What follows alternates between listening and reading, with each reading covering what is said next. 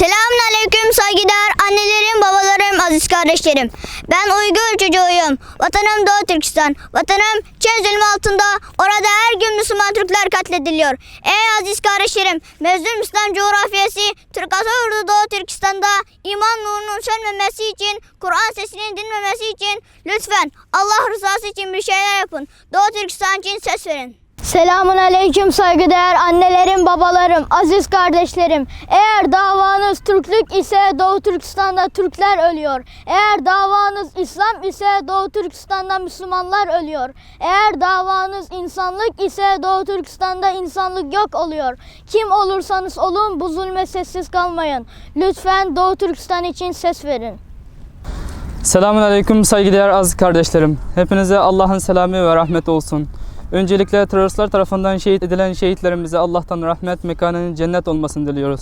Ailesine ve devletimize başsağlığı diliyoruz. Aziz kardeşlerim, insanlık tarihindeki en büyük katliam ve soykırıma maruz kalan Doğu Türkistan için ses verin. Başta Cumhurbaşkanımız Sayın Recep Tayyip Erdoğan olmak üzere tüm devlet büyüklerinin Doğu Türkistan için ses vermesini istiyoruz.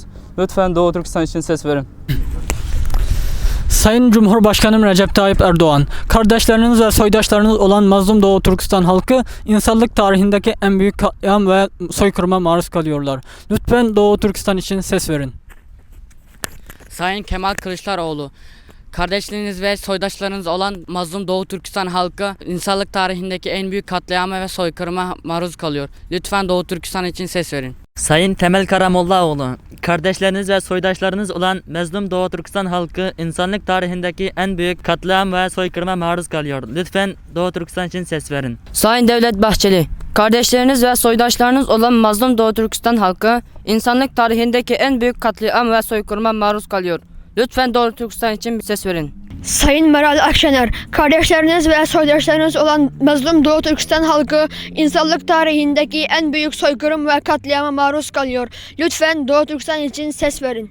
Sayın Mustafa Sarıgül, kardeşleriniz ve soydaşlarınız olan mazlum Doğu Türkistan halkı insanlık tarihindeki en büyük katliam ve soykırıma maruz kalıyor. Lütfen Doğu Türkistan için ses verin. Sayın Fatih Ekraban, kardeşleriniz ve soydaşlarınız olan mazlum Doğu Türkistan halkı insanlık tarihindeki en büyük katliam ve soykırıma maruz kalıyor. Lütfen Doğu Türkistan için ses verin.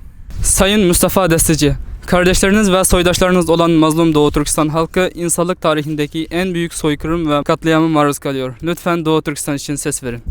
Sayın Ali Babacan, kardeşleriniz ve soydaşlarınız olan mazlum Doğu Türkistan halkı insanlık tarihindeki en büyük katliam ve soykırıma maruz kalıyor.